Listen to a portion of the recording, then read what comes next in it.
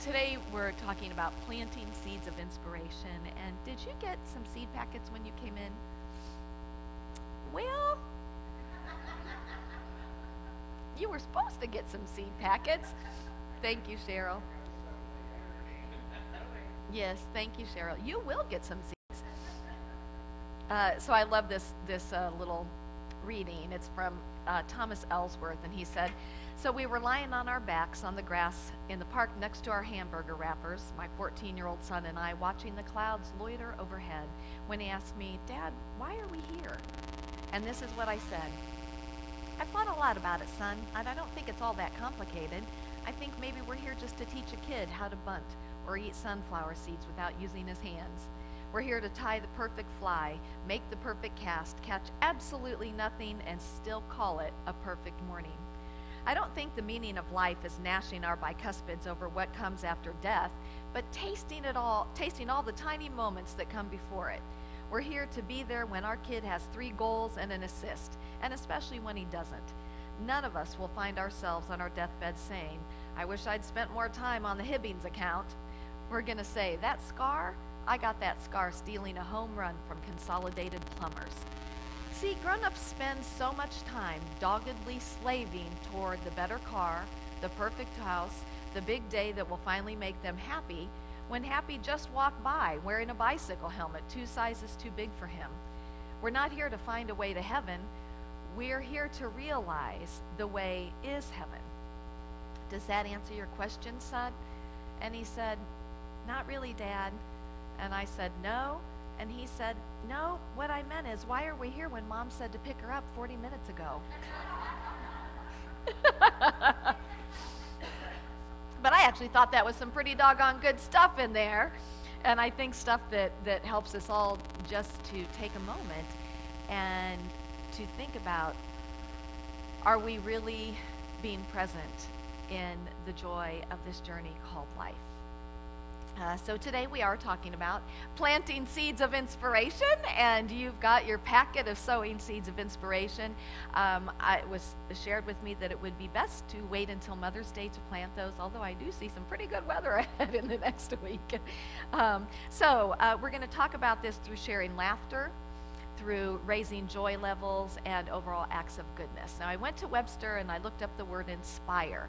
So here's a few things that Webster says about inspire.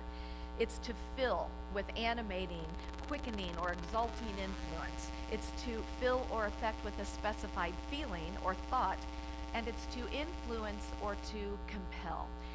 In Old Latin, the word means to breathe.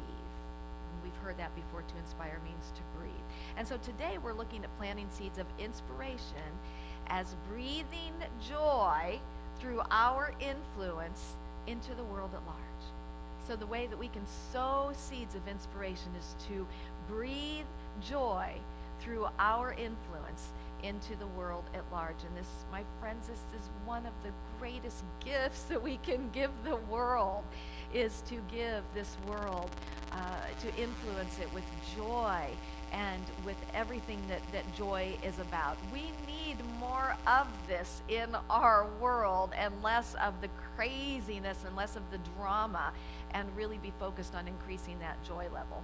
I forgot my my clicker, so could I have you, would you click me to the next screen, please?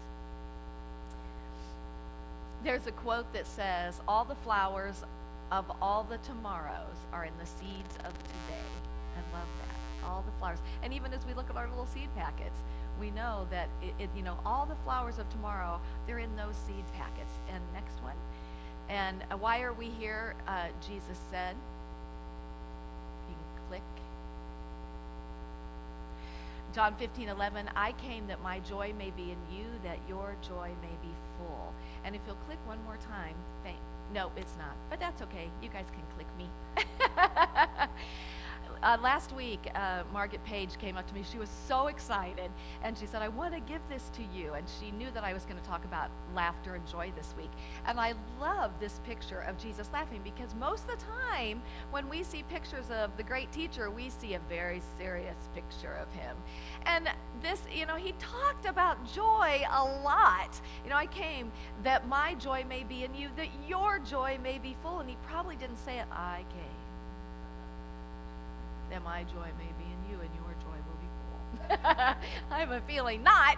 I much rather have us focus on this picture. Thank you. Abraham Hicks has some just fabulous material. Says, you are a creator, and the subject of your creation is your joyful life experience. That is your mission. That is your quest. That is why you are here. To have this joyful life experience, to embrace this life. And as we embrace it, and as we move more deeply into our joy, that cannot help but ripple out and help to influence others to increase their joy level as well. Proverbs 15:13 says, a joyful heart makes a cheerful face, but when the heart is sad, the spirit is broken. Proverbs 17:22 says, a joyful heart is good medicine, but a broken spirit dries up the bones. That's pretty big. And I think, again, I always want to say here, this is when we are staying in those states. When we find ourselves in those states where we're always mad or sad or negative or grumpy or not enjoying our life. These are what this is talking about. I'm not concerned that my spirit is broken because I'm sad today. But it's when we stay in these states that this is the power of joy. Joy is one of our natural states of being. Joy does not always mean happy, happy. Joy does not always mean wah, but there's a deep abiding joy that really does sustain us through anything, and that I found through this journey of grief that deep joy has helped to sustain me, but it also, because that deep joy is part of who and what I am, when joyful things are around me, like my little grandkids, boy, that rings that bell a lot, and that pulls me out of that place of deep grief and brings me fully into the present moment. And what we know also is that joy is an opening and an expanding energy. When we are in that place of joy, when we are in those happy places, we're usually not like this, are we? Happy? No, we're not like that, right? We're happy, we're joyful. It's an expanding energy. And so anything that can help to increase and expand our energy is good for everything else. Charles Fillmore, co-founder of Unity in Jesus Christ Heals, says, we all should practice delightful, happy, joyous states of mind. It is such thoughts that open out the way for the ever-present Father mind to pour out its splendid resources into our mind and through us into all of our affairs. And again, we hit on this a lot, but it's important for us to remember, God never withholds. God can't withhold. That is not the nature of God. God is this always giving energy, presence, love, divine mind, goodness. It always is that. We are the ones who create the blocks along the way. And just a movement into joy, as Charles says, opens out the way for this God mind to more fully express through us and to bring more of that which we are seeking into our experience. So today we are talking about the joy of the journey.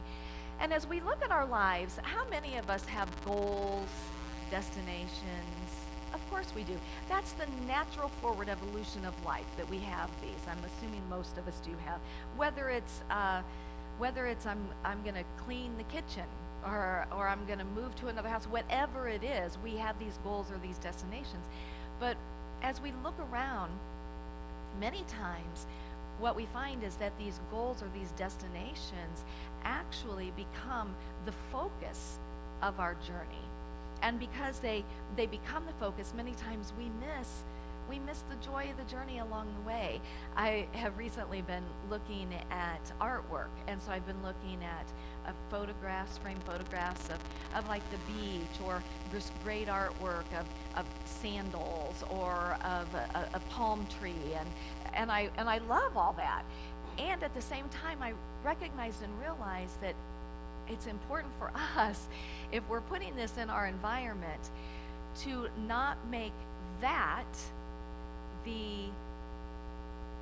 that's when I'm gonna be joyful and happy and relax and enjoy the present moment. That it is so important that we, almost in a sense, take a vacation attitude every day. Change our attitude so that we're in that vacation kind of mode every day instead of the grind. Anybody live in the grind ever? Anybody live in the grind? Yeah, like I've got to go, the same thing's happening over and over. I'm going to tell you that you have the power to change that experience. You have the power to shift your attitude and to say, I am going to live in the vacation state of mind. We should write a song. I'm going to tell Darcy the vacation state of mind. And to be in the present moment of the joy. Because here's the thing, I promise you that if you're living in the grind, what do they say? Your nose is to the grindstone. You're missing so much that could otherwise be bringing incredible joy into your daily journey. I promise you that 100%. Charles Fillmore says, we all should, well, that's interesting. Because I went to the wrong one, sorry. Matthew 18:3 says, I tell you the truth, unless you change and become like little children, you will never enter the kingdom of heaven. Now, I don't think that Jesus ever meant that we should become the quote-unquote mentality of children and live from that place, because he clearly says in another scripture, when you're adult, you must put childish things away. I think what he's saying here is that in order to really experience the allness of what is around us, we have to get out of that serious mode that we live in and open up our vision, if you will. It makes me think back to about 4 years ago when my grandson was 4, and we went to the zoo, and we went with about 10 or 12 other little 3 or 4 year olds. And there were all kinds of destinations. We were going from the rhinoceros to the giraffe to the turtle to whatever. There were all kinds of destinations, places we were going. But it really, really, really hit me as I watched these little 3 and 4 year olds and how they really weren't concerned about the destination. They knew we were going to get to the destination, but by golly, there was a whole lot of stuff along the way that just brought so much joy, even if it was just a rock that one of them would jump off of, and then, oh God, the next one had to go do it, and then, all of them are jumping off the rock and woohoo, or finding little clumps of grass. It didn't matter what it was. They were so in the joy of the journey, in just seeing things that were there that they could have fun with. And I remember thinking at that time, oh my gosh, this is it. We all have destinations, whether it's, like I say, fixing dinner tonight, a big pile of laundry waiting at home, big pile of work on my desk, or whether it's a building or buying a home or planning a wedding or whatever it is. We all have destinations, and many, many times the focus of the destinations takes away from the joy of the journey. And I'm going to tell you, having done many, many weddings in my career, one of the things that I see over and over again is the stress of that journey of the wedding. And how many times I'll just sit and talk to a couple and say, you guys, it's going to be what it is, and it's not worth all of this disconnect, because there's so much to experience right now in everything that you're doing together and creating, and yet even the day of, you can feel the stress and everything has to be perfect, and we miss so much of the joy. Even you're planning dinner, and instead of just being in the joy of going and buying the fresh food and having time of just being in the present moment and creating whatever it is that you're going to create, or it always It's always there for us. It always, always, always is there for us. So 3 things. One is to bring your joy with you. 2 is to be present to the joy already there. And 3 is laugh, laugh, laugh, laugh, laugh. Okay? So bringing our joy with you. I love this story. It's a true story. It's about a 92-year-old legally blind man who was well poised. He was a very proud man, fully dressed by 8 o'clock every morning, shaved perfectly with his hair fashionably combed, and he is moving to a nursing home because his wife of 70 years has passed. So he's very early, so he sits there for a long time when finally the nurse comes to get him in. As they're walking to his room, she says to him, she wants to give him a vision of the room. And so she's telling him, you have this wonderful room, including eyelet sheets and that have been hung on the window. And immediately he said, "I love it." And she said he said this with such enthusiasm, it was like a child who had just gotten a puppy. And she said, "But you haven't even seen the room yet, just wait." And I love his response.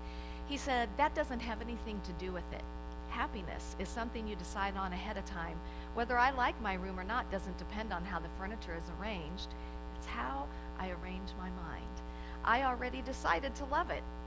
It's a decision I make every morning when I wake up. I have a choice.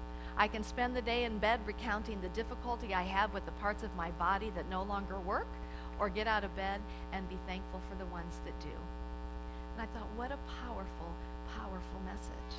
And I'll tell you, during this journey, I make a decision every day. I make a decision every day. And most days, I'm not doing this. But I make a decision every day that, wow, there's so much to be grateful for in this day. There's so much around me. There's so much joy. And most days I can get up and I can move into that joyful experience. And it's okay on the days that we can't. I'm really learning that although it's harder on a day like today when I have to be up front, but to know it's okay that I just need to cry today or feel however you feel. But don't wait for joy. Be that joy. And the second thing is, don't miss the joyful things along the way. And I'm going to share with you, and probably most of us have heard these, but I think these are fabulous reminders. I pulled some of "If I Had My Life to Live Over" by Irma Bombeck. I would have talked less and listened more. I would have invited friends over to dinner, even if the carpet was stained and the sofa faded. Does that ding, ding, ding with anybody? Oh my God, my house isn't perfect. I can't invite people over. I would have taken the time to listen to my grandfather ramble about his youth. I would have burned the pink candle sculpted like a rose before it melted in storage. And probably most of us don't necessarily have the sculpted candles anymore, but how many candles do we have that we keep waiting? Or how about the good china? How about just the nice jewelry or the nice clothes? I would have sat on the lawn with my children and not worried about grass stains. This one I have to share with my daughter. She's got 2 boys, and I'm always like, "They're boys. They're going to get dirty." I would have cried and laughed less while watching television and more while watching life. I would have never bought anything just because it was practical, wouldn't show soil, or was guaranteed to last a lifetime. And I put on this, and I won't buy anything just because it's on sale if I don't love it. That's a huge one. When my kids kissed me impetuously, I would have never said later, "Go get washed up for dinner." There would have been more "I love yous," more "I'm sorries," but mostly, given another shot at life, I would seize every minute, look at it, and really see it, live it, and never give it back. And that's a big, big amen. One of the things that I really appreciated when Riley was 4 and we were walking at the zoo, and I love how they can give you a different perspective. And he saw, he goes, "Grandma, look, there's a wishing flower." And I said, "A wishing flower?" And this is what he was looking at. And I'm like, my thing, he's getting ready to blow it, and all I'm thinking is, "Oh my God, more dandelions." And he goes, "Grandma, make a wish." And he blew on it. And in that moment, my vision changed from seeing, oh my gosh, thousands of dandelions, to seeing through his eyes and seeing a wishing flower. And being able to just, now I see these, and I still get a little bit of that, oh my gosh, but then I remember that it's simply a wishing flower, and that I can make a wish, and look at that. And Richard doesn't know that I did that, so. But he's in Cancun right now, so. Here's some more. Okay, and last but not least, by any means today, is laughter. Let me share with you a couple of slides. I don't know if you can see this, but take a nice deep breath and let it out. And I love this one. If my body were a car, I would trade it in on a newer model. Every time I cough, sneeze, or sputter, my radiator leaks and my exhaust backfires. And I guarantee you there are more of us in this room today that relate to that than not. Benefits of laughter. Laughter can help you emotionally, physically, spiritually. Norman Cousins, big laughter guy, said that laughter is like inner jogging. It literally, massages your internal organs. It can clear mucus from your lungs, lower blood pressure. It's an overall body tonic. Some research indicates that laughter can build your immune system. T cells, making you more immune to colds and flus. Laughter also triggers the release of endorphins, the body's painkiller, and the endorphins also help to create more serotonin in your body, which makes you happier. Laughter is also good for your heart. It increases circulation and improves the delivery of oxygen and nutrients to tissues throughout your body. Charles Fillmore says, there's an intimate relation between happiness and health without question. If the bloodstream were never congested and all the nerves and pores were open and free and were swiftly carrying forward their appointed work, there would never be an abnormal or false growth in the body. It follows logically then that we should cultivate those mind activities which stimulate naturally the currents of life in the body. One of these, and a very important one, is joy. Have you ever laughed so hard that you cried? How many of us have laughed so hard that we cried? Or that your stomach hurt? And isn't it interesting how many times we've said, oh my God, I needed that. I saw some research that said that children laugh an average of 400 times a day, and adults laugh an average of 15 times a day. Wow, is right. And so I want to give you permission to double that today and laugh 30 times today, but to start doing things that bring more joy and more laughter into your experience. You can, I want to share this with you. Friday night, the mayor proclaimed that this was, and is it National Laughter Week? World Laughter Week. So the mayor of Springfield downtown in the Park Central made a proclamation that this is World Laughter Week. And the Giggle Bus was down there. There were a bunch of people that showed up from here, and it was a blast. It was so much fun. Susan and a few people, they passed out the noses. It is Take Your Nose to Work Week. These are out on our in the foyer. They're $2 each. And one of the things about this is you got to get past what other people think about you. And being downtown this last week, it was easy to do that because it's a very eclectic group of people downtown. And so all of us with our noses, we just look kind of normal down there with everything else that was going on. But it is important for us to get past what people think, get past what caring. If somebody's going to make fun of us, so what? That's their thing. Our job, my friends, our job is to increase the joy in the world around us. And so you could do it by wearing your nose to work this week and telling people that this is a mayoral proclamation for Springfield, that it's Laughter Week. Get movies that make you laugh. Read jokes that make you laugh. Get with friends and tell funny stories. But it's important to laugh. It's so good for us physically, but what it does for us emotionally is beyond what I can begin to say. And so we had our first laughter flash mob, and that was fun. We just had to get out there and whoa and do some like funky laughing, but it was fun to see. Literally, it was infectious, and it was fun to see how people were stepping up and into that, and how many people who weren't with us were wearing their noses. So, my friends, just today really, it's about being more in the joy of life. And just as I hope that you'll take these seeds home and you'll plant them, or maybe one of your things to bring joy is you'll just throw them somewhere where somebody has no idea, and all of a sudden these joyful flowers will come up and bring them great joy. But be that presence of joy. Be that presence of joy in your own life, and be that presence of joy in your family's life. It will change things dynamically. And thank you guys so much. Thank you for making this such a safe space for me to be very authentic and real, though I have no choice, but also to talk about this today, because even in just talking about this today, I feel so much better. And so the next song that Kimberly and Pat are going to sing is from Despicable Me, and you're going to get to watch the Minions up there. And I'm going to tell you something. If you want to watch some movies that will make you crack up, get the kids' movies, because they are made for kids and adults, and they are hilarious. God bless you. Namaste. Be happy, happy, happy.